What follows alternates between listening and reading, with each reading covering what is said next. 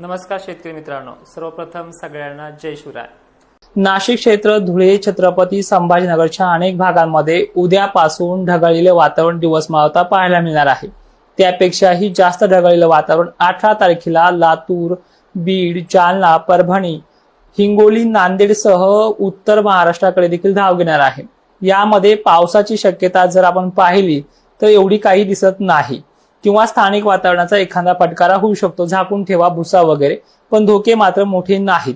पण यानंतर जे काही 23-24च्या कालखंडामध्ये तर 24-25च्या कालखंडामध्ये 23 पासून होणाऱ्या वातावरणाचा बदल, अजूनही वारे महाराष्ट्राकडे येण्यासाठी जे काही अवकाळी वातावरण आहे त्याला अजूनही वाऱ्याचा जो काही विरोध आहे तो चांगल्या पद्धतीने दिसतोय आपल्याला बंगालच्या उपसागरामधला।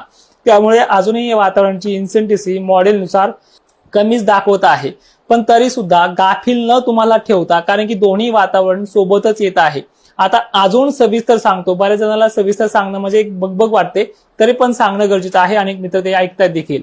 तर पहा, पाकिस्तानमध्ये मागील 2 दिवसापासून वातावरण सक्रिय आहे। आज तिथे चांगलाच पाऊस पडत आहे आणि त्याचा प्रभाव नंतर गुजरातमधनं पश्चिम महाराष्ट्र आणि पश्चिम महाराष्ट्रानंतर मराठवाड्यात असा हा 2 ते 3 दिवसाचा प्रवास आहे। पण ते जिरून इकडे येत आहे, तुम्हाला हे समजलं असेल। त्यानंतर परिस्थिती जर आपण पाहिलीच की हे वातावरण विरळ स्वरूपाचं आहे, ढगाळलेलं आहे, खूप ढगाळ असं होईल, धाक तुम्हाला वाटेल, पण यामध्ये मोठे स्पष्टपणे धोके दिसत नाही, एखादा अपवाद वगळला तर।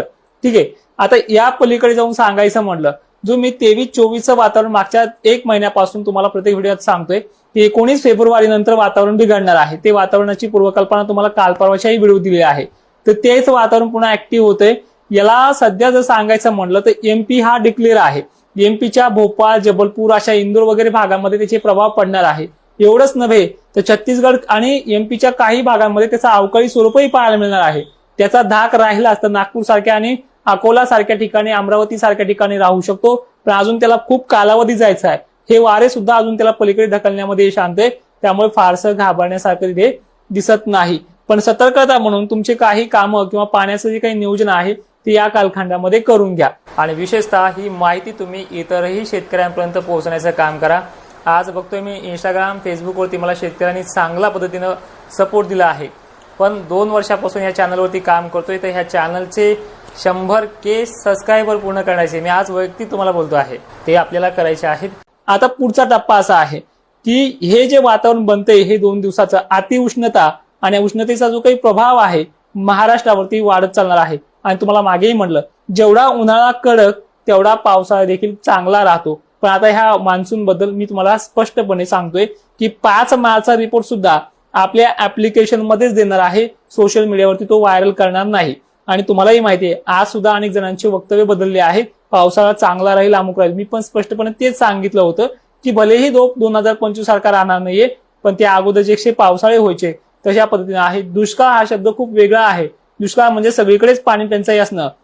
2025ला सुद्धा भयंकर पाऊस झालाय, गेल्या वर्षी सुद्धा, तरी उन्हाळ्यामध्ये पाण्याची चणचण भासणार आहे, बऱ्याच ठिकाणी ती भासते आहे, याला दुष्काळ म्हणत नाही। तर आता तुमचे जे काही कमेंट्स आहेत त्या कमेंटचं आपण उत्तर घेऊयात। थोडक्यामध्ये पुन्हा सांगतो की 17 आणि 18 तारखेला स्थानिक लेवलचं वातावरण आहे, स्थानिक लेवलला पाऊस होईल, पण तो सर्वदूर नाहीये। आणि दिवस मावता हे वातावरण उद्यापासून बिघडायला सुरुवात होईल आणि 18 तारखेला ते आणखीन बिघडेल। या पलीकडे ती सिस्टम मोठी नाहीये, 2 दिवसात पुन्हा क्लिअर होईल। जे 19ला, 20ला, 21ला हे नॉर्मली ढगाळ राहील, त्यानंतर ते जास्त ढगाळ राहणार नाहीये ह्या 19 पासून ते 21 पर्यंत, आणि 23 पर्यंत पण बिघडणार आहे। सगळ्यात महत्वाचे अजून एक सांगतो की बऱ्याच शेतकऱ्यांना माझे अंदाज आवडतात, पण ते लाईकच्या माध्यमातून कळतं की 2000 शेतकऱ्यांना ते आवडतात। तर तुम्हाला माझे अंदाज आवडत असतील तर लाईक करा, कारण की बऱ्याच शेतकऱ्यांपर्यंत ते मेसेज पोहोचतो। गहू वगैरे काढायला आले असतील विदर्भातले तरच काढून घ्या, कच्चा गहू काढण्याचा मी तुम्हाला परमिशन देत नाही। नुकसान झालं तरी चालेल, पण मी कच्चा गहू काढण्यास सांगितलं नाही, हे मात्र अफवा पसरू नका। आता काही कमेंट आहेत। जाफराबादला मित्रा जो काही पावसाचा अवकाळी वातावरण आहे 23 तारखेचं तुमच्या भागामध्ये फारशी इन्सेंटिव्हिटी दिसत नाही, त्यामुळे असं काही घाबरण्यासारखं नाहीये। त्याची इन्सेंटिव्हिटी जी आहे ही मराठवाड्यापेक्षाही विदर्भात आणि विदर्भापेक्षाही एमपी जास्त आहे। सोहेल भाई, जालन्याला सुद्धा काही मोठा प्रभाव नाहीये, उद्यापासून वातावरण फक्त बिघडतंय। अजून काही कमेंट्स असतील आपण घेऊयात।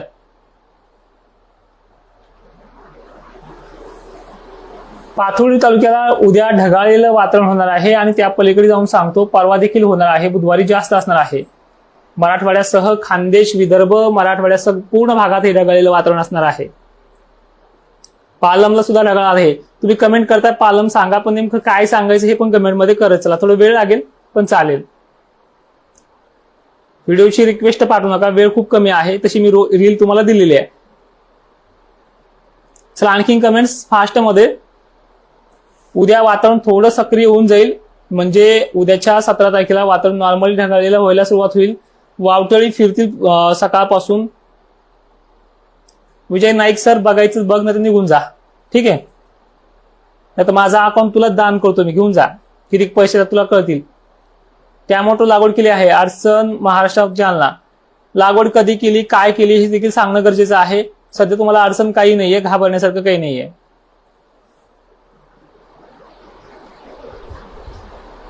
गोदावरी पट्टा शहागड पर 2 दिवसात ढगाळलेलं वातावरण खूप होणार आपल्या भागात, धोका मोठा नाहीये.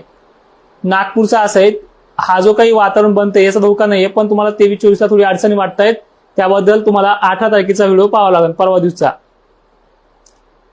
चिखली ढगाळलेला आहे, पाऊस नाहीये. पुढची कमेंट घोरगाव श्रीगोंदा. अशात काही शक्यता नाही दादा तुम्हाला. पुढचा सुद्धा 23 तारखेचा फारसा काही वातावरण तुमच्या भागात नाहीये. तुम्हाला सांगितलं जाईल प्रदीप सर ऍपमध्ये कशी कधी आहात काढायची आणि काय करायची. इथे ऍप्लिकेशन मध्ये युट्यूब आणि फेसबुकला रिकाम टेकडी जास्त आहेत. छत्रपती संभाजीनगरला सुद्धा वातावरण खूप ढगाळ आहे. उद्या थोडी सुरुवात होईल आणि 18ला जास्त ढगाळ आहे, पाऊस मोठा नाहीये. बघा 2 दिवस ढगाळ, ऊन तर आता आहेच ना. यावर्षी कसा पाऊस येईल 5 मार्चचा रिपोर्ट आपल्या ऍप्लिकेशन मध्ये देण्यात येईल. धाराशिव जिल्ह्यामध्ये फक्त ढगाळलेला आहे, घाबरण्यासारखं नाही. कन्नड तालुका सुद्धा सेम कंडिशन. निलंगेला जास्त ढगाळे, 1-2 शितोडे पडले मुल्ला सर, तर तेवढंच आहे, बाकी मोठं नाहीये. उदगीर सुद्धा सेम आहे, ढगाळलेलं खूप आहे. आयलानगर पारनेर मिडियम पद्धतीचे ढगाळ आहे, अंधुक वातावरण आहे. 18 तारखेला 17 तारखेला दिवस मावता फक्त ढग निघू लागतील. माजलगाव सुद्धा मी तुम्हाला तेच सांगितलंय, मराठवाडा आणि विदर्भामध्ये जास्त ढगाळ आहे.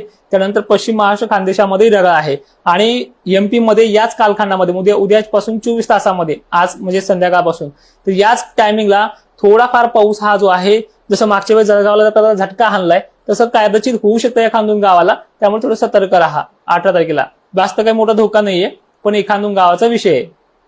हिंगोलीत परवा 18 तारखेला ढगाळ आहे. पुन्हा कोणाला निगेटिव्ह कमेंट करायची असली त्यांनी निघून जायचंय. ठीक आहे. वाशिम तालुक्याबद्दल माहिती अशी आहे काळे सर, तुमच्या भागातली परिस्थिती उद्याच ढगाळलेल्या वातावरणाला सुरुवात होईल. जास्त ढगाळलेलं वातावरण उद्या तुमच्या भागात नाहीये, पण 18 तारखेला खूप ढगाळलेला आहे आणि तो एकच दिवस जास्त ढगाळेल. परत नंतर हळूहळू ते कमी होऊन परत 23 तारखेनंतर ते वाढेल. 23 तारखेची भूमिका तटस्थ का ठेवली, कारण की त्याला अजूनही वारे जे आहेत त्याची दिशा बदलण्यात यश आणतील असं वाटतंय.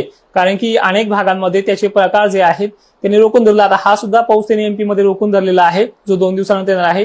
एमपी मधल्या वातावरणाचे व्हिडिओ तुमच्यापर्यंत पोहोचतील. चला एक शॉर्टकट रील देतो तुम्हाला. सटाणा वगैरे भागात स्थानिक वातावरणाचं ढगाळलेलं परिस्थिती आहे, धोके नाहीयेत. भोकरदन सुद्धा आंबड तालुक्याला फक्त ढगाळलेला आहे परवाच्या दिवशी.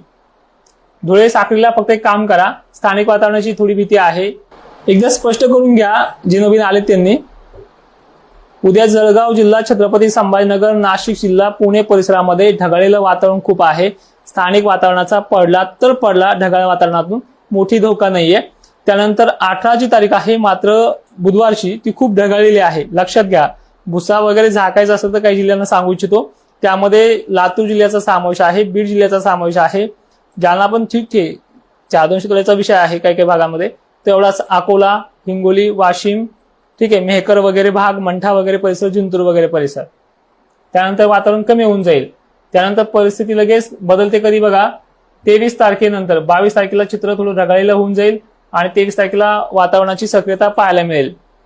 नागपूरला दादा सध्याचा वातावरणाचा कुठला धोका नाहीये आणि 23 तारखेपासून थोडं चिन्ह वाटतंय आहे तुमच्या भागामध्ये. 22-23 पासून काही कमेंट्स राहिल्यात. नागपूरला चान्स 23 नंतर दादा. बीडला चान्स नाही काही पावसाचा, चिंता करू नका. सोनपेठ परभणीला उद्या थोडाफार ढगाळलेल्या वातावरणाचा प्रभाव आहे. उद्या म्हणण्यापेक्षा सांगतोय 18 तारखेला. माहिती शेवटपर्यंत पाहणाऱ्या शेतकऱ्यांचे धन्यवाद आणि ही माहिती सर्व शेतकऱ्यांना पाठवण्याचा प्रयत्न करा. जय शिवराय.